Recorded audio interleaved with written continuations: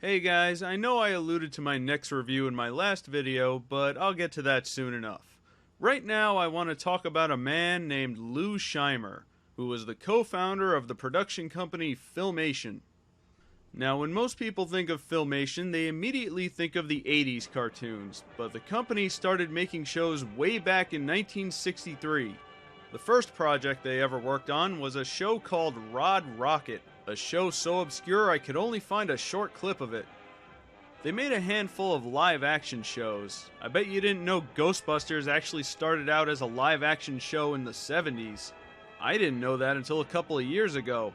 I haven't been able to see much of it, but it seems about as enthralling as the cartoon was. But what Filmation was best known for was the cartoons. Most of what they made was based on existing TV shows and movies. The Lone Ranger, Zorro, Tarzan, Flash Gordon, Gilligan's Island, The Brady Bunch, Journey to the Center of the Earth, Fantastic Voyage, Lassie's Rescue Rangers. I think I have to check that one out. But the most famous one was Star Trek, which brought back nearly the entire cast of the original show to reprise their roles. That's almost unheard of with cartoon adaptations. I should also point out that there's a parody of the Star Trek cartoon on the new Ninja Turtles show. Mr. Clipshow, status report. Status! I'll give you the status! We're gonna blow up in 2 seconds! Thank you, Captain. Gentlemen, I have a bold and daring plan. There's no time for hesitation. My orders must be carried out without question. Aye, sir. I would so watch that.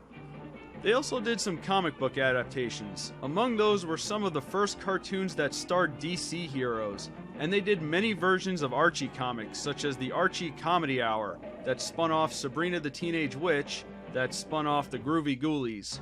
They did produce a few original shows as well.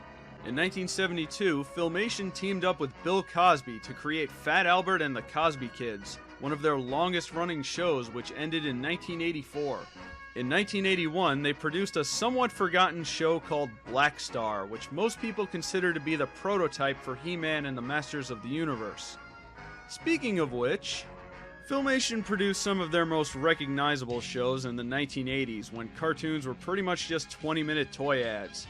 Of course, their most famous work was He-Man and the Masters of the Universe, based off the Mattel toy line. It was later followed by He-Man's female counterpart, She-Ra, Princess of Power. Rarely did a show back then have a female lead that was an action hero. During a time when most shows directed at girls were about fashion or cute things, this was a refreshing change of pace. After that, Filmation tried to resurrect their Ghostbusters show in cartoon form. Sadly, this is often regarded as Filmation's worst show. Not because it lives in the shadow of Columbia's Ghostbusters, but it just wasn't very good. They kinda made up for it with Brave Star, the sci-fi western. It had all the action of He-Man, but didn't feel as awkward or unintentionally hilarious.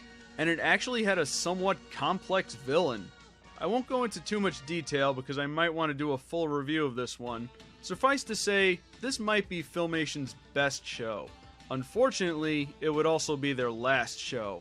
After almost 3 decades of cartoons, Filmation had come under heavy criticism for their cheap animation techniques, which would include static characters with limited movements in the face, gratuitous reuse of scenes like in Ghostbusters, and recycled movements and walk cycles. From a business view, this makes sense because animation is expensive, and doing this would ensure they get a large amount of content out in a short time.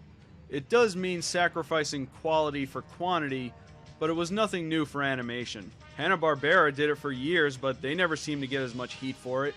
The one thing I think Filmation did really well was their art direction. Even in their bad shows, the backgrounds always looked fantastic, as did their character designs.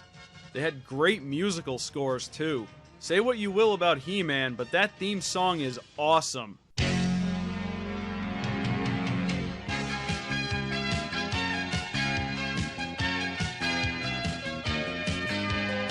In their final days, Filmation tried to produce a few movies to compete with Disney. Pinocchio and the Emperor of the Night was probably their most well-known.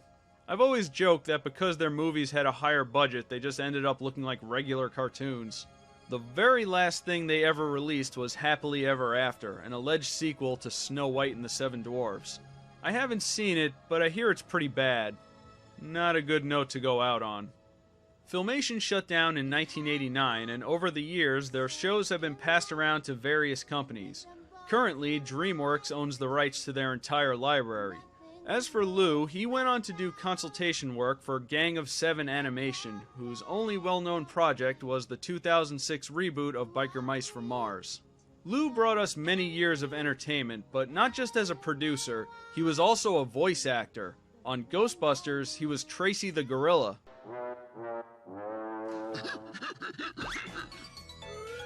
On She-Ra, he was Swiftwind. Don't you love the smell of the sea, Swifty?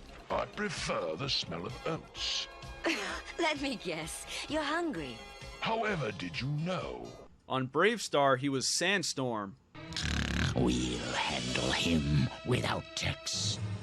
Get as many evildoers together as you can. On He-Man, he was King Randor, Trapjaw, and Orko. You want magic? I'll give you magic. Most surprisingly, on Fat Albert, he was the voice of Dumb Donald, the character everyone thinks is Mushmouth. That's nothing. My grandpa said last winter was so cold in this place, the flame in the stove froze up and he couldn't blow it out.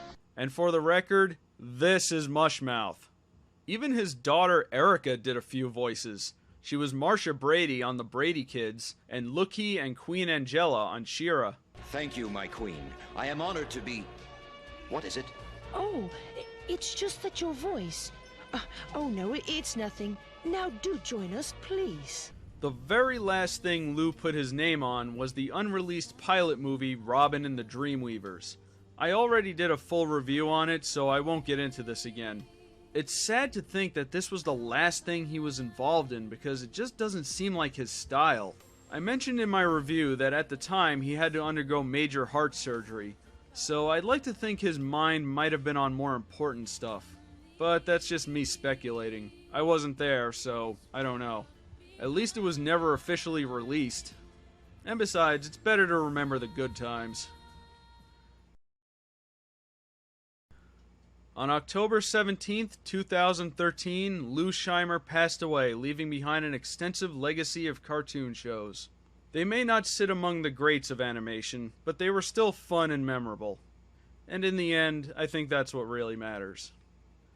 Rest in peace, Lou, and thanks for all the memories.